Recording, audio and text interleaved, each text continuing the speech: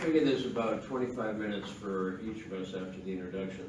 I just want to urge you all to think about when you're working on climate, there are people like Kim in your community, not quite as good as Kim, but, and it's, the climate struggle is related to all this. This is the climate struggle. So there was a question here, and then,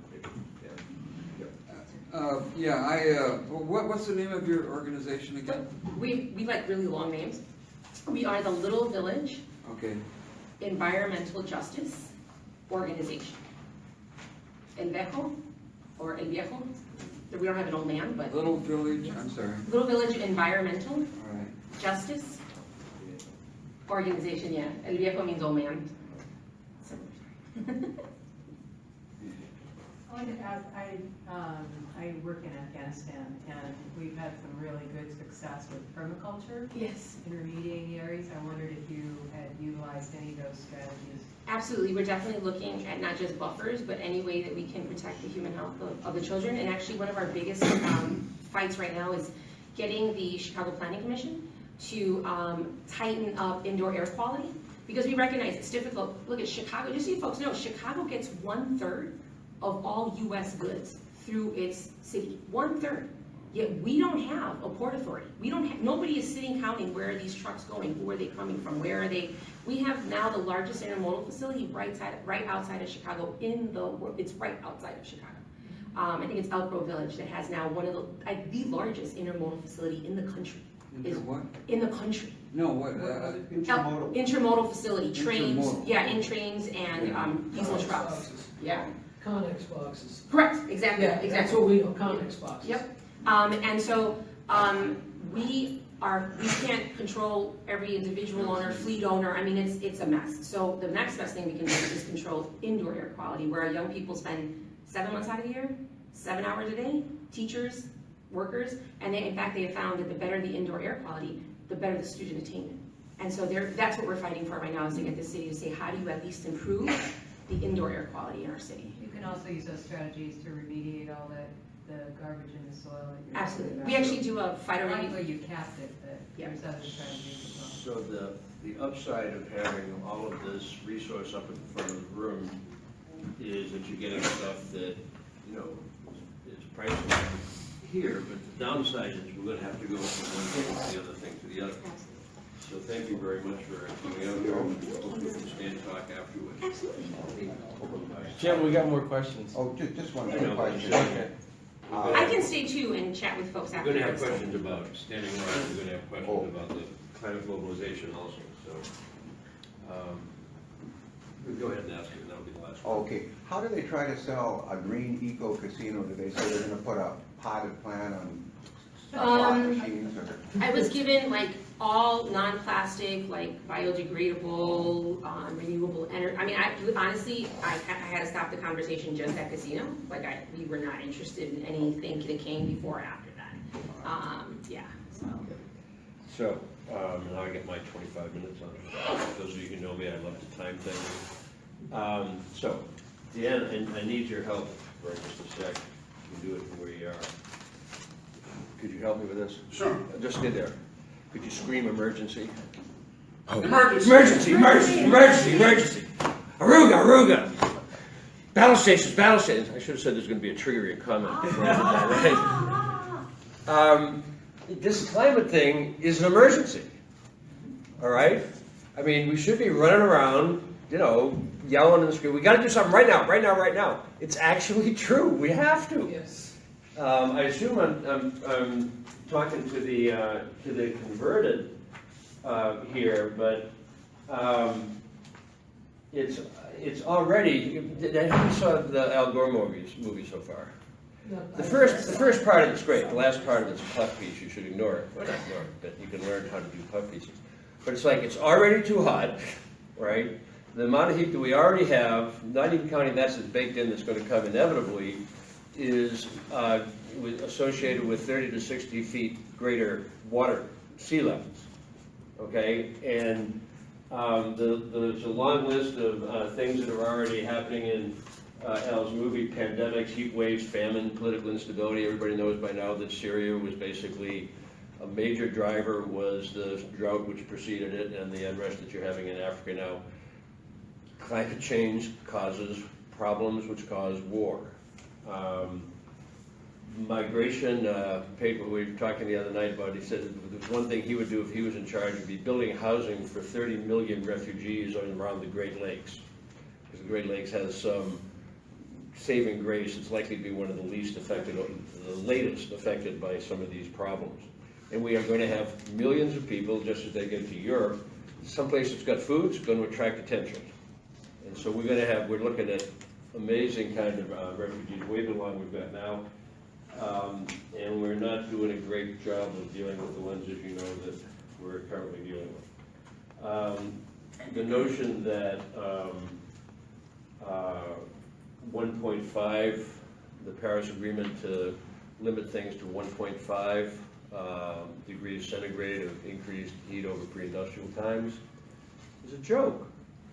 If everybody did exactly what they voluntarily promised to do, just like the United States voluntarily promised to do things, if everything happened, we'd get 3.5 degrees of warming. And pretty much 1.5 is awful, 2.0 is catastrophic. It's been described as death for Africa as a continent. So Paris, obviously, not the answer. And the thing that actually kind of, you know, I'm probably not the only one in the room who tends to get worried about catastrophes. That's what us veterans kind of specialize in sometimes. This whole idea of tipping points. I mean, the things which when I started doing this 6 years ago, people were talking about, oh, that maybe 100 years from now there'll be a problem with methane from the permafrost. No, gang. There's methane now, right? They find all these lakes are showing up in Siberia. There are these humps. What do they call them? They begin with P, Pigos or something like that. They're like thousands of them, methane, because there's more methane in the permafrost than carbon in the atmosphere plus. And so methane's a big problem. They said, oh, the Greenland ice sheet. Well, that's, you know, that'll be a problem 100 years from now. Melting already. This Atlantic circulator current, well, eventually that might be a problem, which, you know, keeps Europe warm and, you know, Gulf Stream and all that. And they already, one piece of the current just kind of disappeared for a while. I think it was last year. Now it came back, so everybody, we dodged that. But so these things that are truly catastrophic, and others I'll let, you know, are like here. I mean, the methane problem could be a species annihilator that could happen with one, you know, burp of methane, a big burp. It's not these little ones that are coming up. So the notion that we have a carbon budget, and, you know, anytime you see somebody talking about the effects of climate change in 2100, ignore them. Because the things that are happening, Michael Mann, who's one of our advisors, says that, you know, we're going to hit 2.0 by 2036, just on business as usual. And the kind of big problems, people talking about, you know, 5-7 years, we just don't have time for much of anything. So the big problem in climate change is that psychologically we somehow, so I'm a crazy man, right? This is what I do. You know, I wake up, this is what I can start worried about. So, and some of you probably are here too. But most people aren't. My wife spends all the time taking care of her grandchildren. You know, I ask her, she helps a little around the edges, and I say, but what, you know, they're not gonna have a world to grow up in. She tells me, I'll be dead. And I'm like, yeah, but they won't be. So what I want to do is, I'm trying to figure out how to get people to deal with this. So I'd like you to take 2 minutes each. Turn to somebody beside you, and for 2 minutes, one person will talk and the other will listen. And for the next 2 minutes, the other person will talk, and we'll just take turns. So you get 2 minutes uninterrupted. Do you have any feelings about all of this? And what might keep you from doing even more on the climate? So pair up and to make eye contact, find somebody. Don't start talking yet. It's only going to be 2 minutes each way. Don't stop. Stay focused, stay focused, stay focused, stay focused. Do you have to, are you paired up yet? Don't talk yet. Are you paired up yet? Pair it up, pair it up. You're not. Don't talk yet. That's not working. Are you paired up? Who are you with? No, I got it. Yeah. Anybody who's not paired up? You're paired up. You're not. Yes, Okay, 2 minute. Hey, yo, whoa, I'm the guy in charge of this thing.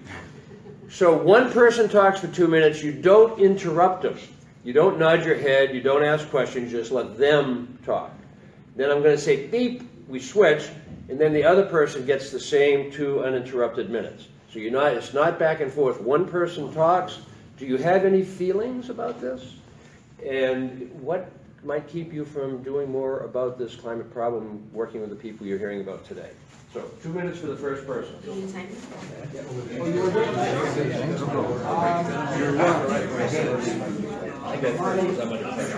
right ahead.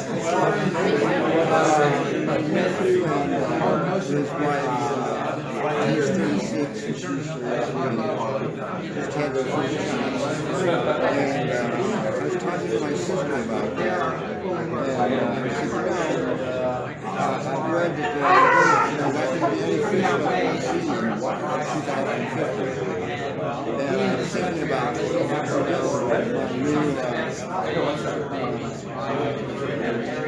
nephew's child. So about, when you're 19 or 20 years old, the population will be, converging on places where there is food. How significant that's going to be. My sister, of course, has something like that. And I went on further. I said, could I talk to people who fishmongers that both foods sometimes frequent and they were talking about how fisheries around the world are like, it's not just Atlantic salmon, it's 80% fished out. It's like fisheries around the world have this number and how significant that is in terms of what that's going to mean for the future. Most people don't have any concept of what's going on.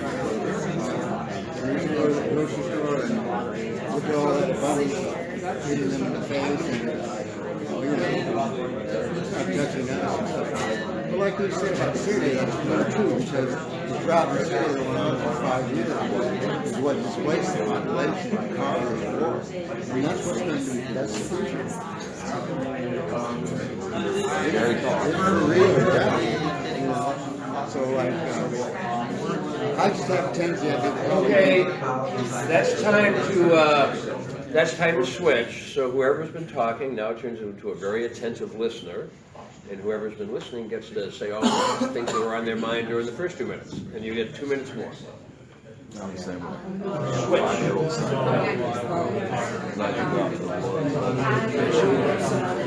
When I'm gone,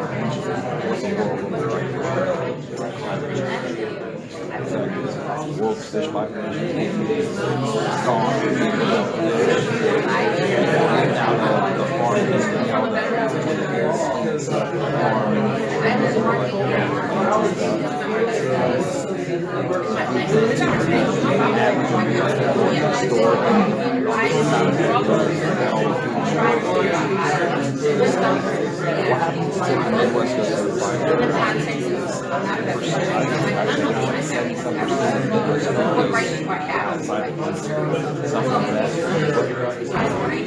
let's go drive the fire.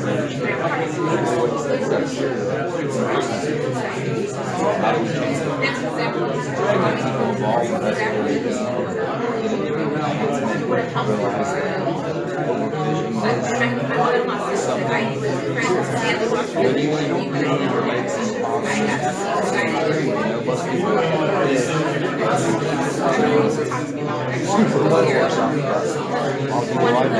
matter if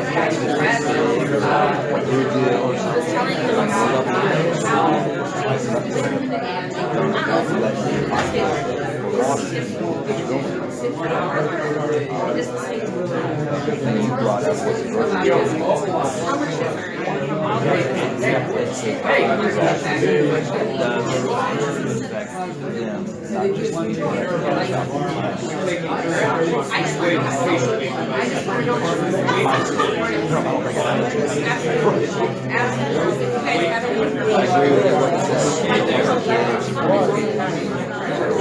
Hopefully the weather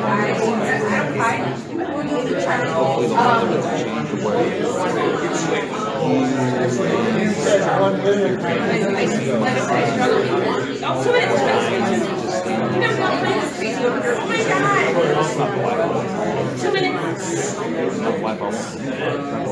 For the people. I'm so sorry.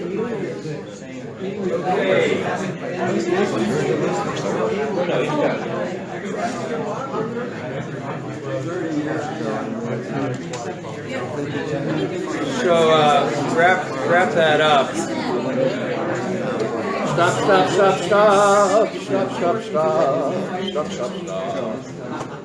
Perhaps. So it's pretty clear that one of the biggest issue is how do we get people out of denial?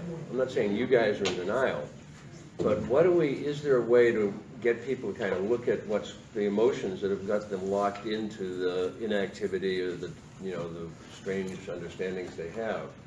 And this is one approach. I'm not saying it's the best possible way, but one thing is just when you make a presentation about how awful it is, stop and let people have some amount of time, ideally more than just that, to get their feelings out, because I've been involved in, a number of peer support sort of activities.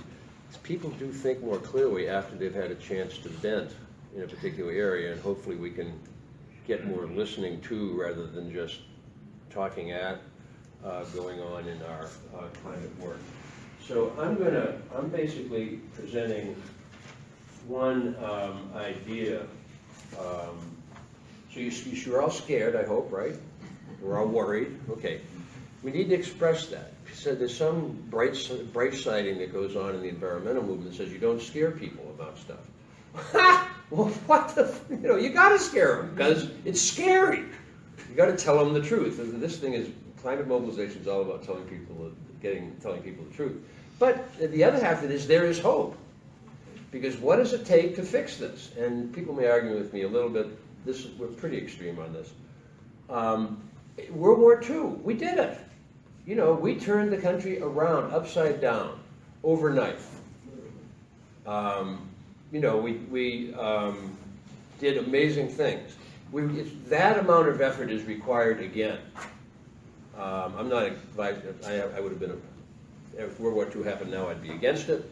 But talking about Japan and what we did in Japan before they invaded, before they blah, blah, blah. But what I'm saying is the fact that you can take a society and say to GM, like, okay, tomorrow, no more cars. Tomorrow, tanks. Now we don't want to, well, we'll just take it from you. Tanks, tomorrow, got it? And that's what it takes, solar panels. And so the proposal that's called the climate mobilization, I got all their paraphernalia for the first time. Little pledges, there's going to be a resolution, the board of directors recommends that this thing get passed. Basically, it says the United States has to take on that scale of activity to have any chance of dealing with the climate crisis. So in addition to where you already gave your name around, gave you everything away, this is a sign-up sheet for the climate mobilization. I'm going to pass it around. If you're interested in working on it, or I persuade you as we go along, sign up. The proposal is that we reduce 100%. Bernie Sanders is 100% by 2050. Wrong. We're saying 100% in 10 years.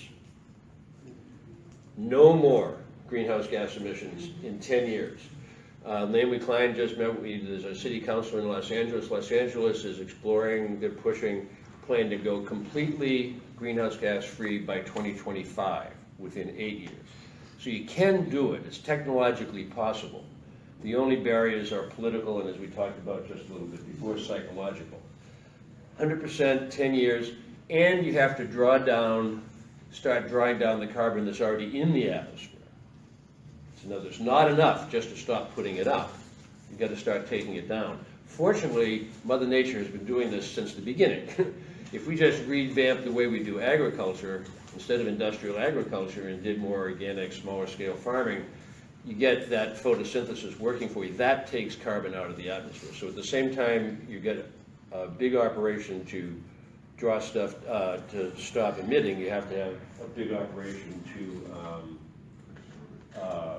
draw it down. The other thing that's nice about World War II is full employment. So we're talking, Kim talked about a just transition. We got to do this in a way that everybody has a job, everybody gets health care, everybody gets housing.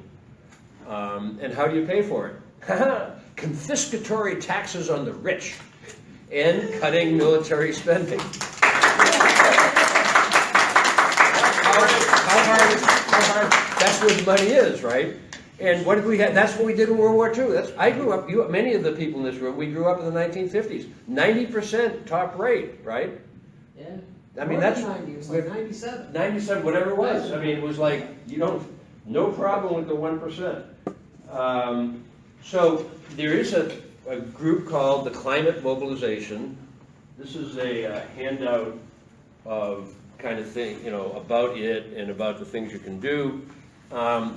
They're introducing national legislation. We managed to get, talk about useless documents, we managed to get mobilization wording in the Democratic National Platform last year. So what we're doing now is we're going to go city by city. I live in Montgomery County outside Washington, D.C. So we're trying to get Montgomery County to declare a climate emergency. I think we're going to get it, and commit to those goals that I just had out there. But committing the goals isn't any good. You have to have massive investment and massive regulation. This notion that we're going to kind of, finesse our way into it is not going to work. The other thing is, we are committed to try not to talk because I get distracted. Try not to talk because I get distracted. This is why you're here. Can you guys go outside if you need to talk? I'm sorry, I have PTSD and I feel like I need to shoot you, which would not be appropriate. I apologize. Stop. Okay. Now I'm off. Oh, not so much fun. City by city. What? County emergency. Oh, that it takes, you have to invest. So the plan that we have, the city plan that we have is to massive investment in large-scale solar arrays, industrial arrays. I know some people don't like those, but we need to get some right away. Solar on every rooftop. You don't get told you can't have it on your rooftop. And a lot of electric cars that become a source of energy as well as transportation, so you get rid of fossil fuel cars. And I apologize. Yeah. And these autonomous vehicles that are coming on, invest so that you have a transportation grid. Regulation, the developers, we have a 12-point, we're trying to get the Green Building Code passed in Montgomery County. The developers have fought it back. So instead of the 12 things which were going to be mandatory, there are now 2, right? Well, they're the 2 most important ones. But under our scheme, you're mandatory. You got to have tight green. Nothing gets built unless it's airtight and green. So so it's a big deal, and it'll be easy to get Montgomery County to say, there's an emergency. We need to do all these things, so long as it doesn't cost any money, right? And so then we're going to have the fights, we're going to have fights over putting money into solar. We're going to have fights over regulation, and we don't frankly have the political power yet to do that. And so what I would invite you to do is to join with me, get involved in this climate mobilization, put your name. I'm going to try and get some money and try and help them get a veterans component of this, because we have credibility to speak about our nation's security, about our nation's health, our nation's future. And so we'll try and, if I concede, we'll try and get some training, get some materials built with, working with the group you're about to hear from.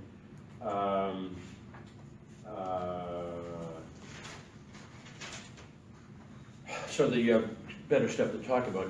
Somebody here talked about the role of the military in this. It's going to be, so there's a resolution tomorrow. Take these, if you're really excited about this idea, take some of these and sticker people. Since we have them, we might as well use them. They're an environmental catastrophe, but there they are, they're here. Because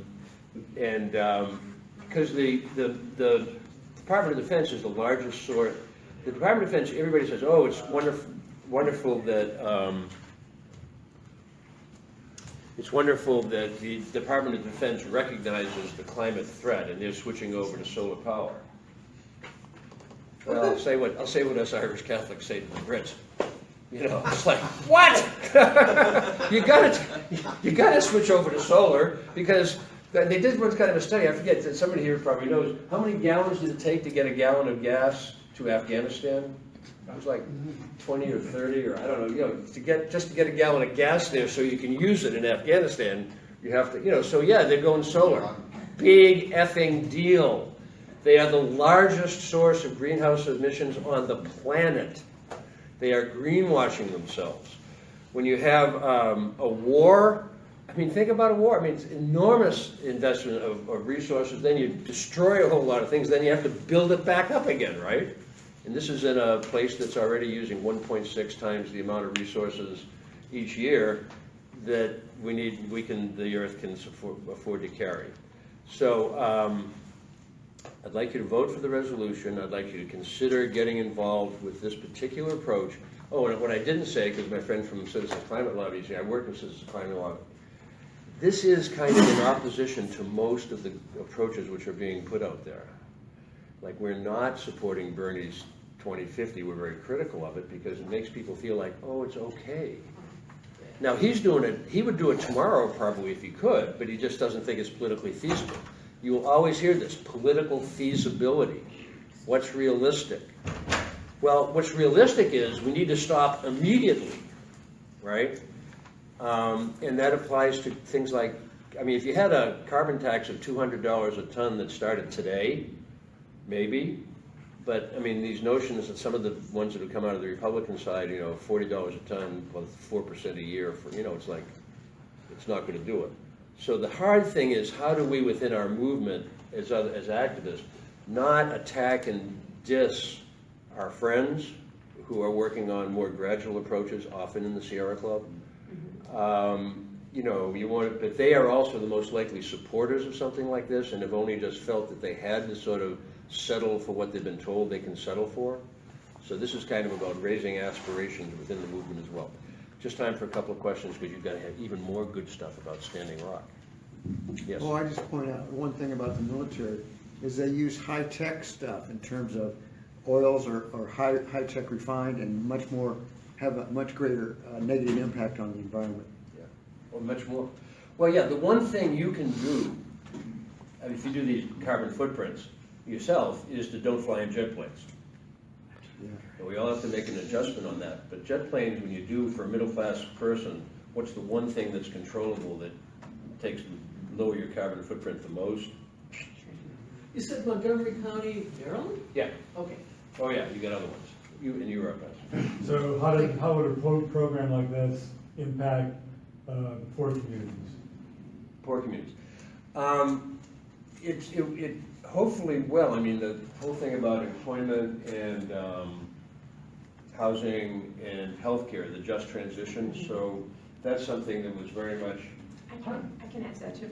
One of the things we were able to do in Illinois is we were able to insert ourselves in the climate legislation that just passed this year. A lot of the Big Green Sierra Club and other folks wrote the legislation without us, and so we had to insert ourselves in the conversation to ensure that low-income communities of color could benefit, actually all low-income communities across the state could benefit from the potential solar jobs and energy efficiency jobs. And so we were actually able to get explicit language around low-income communities across the state, coal communities across the state, and particularly coal communities that are being impacted by the extractive economy that we currently have. And so we were able to get X amount of jobs and training for people who come out of the penitentiary system and folks who came out of the foster care system as well.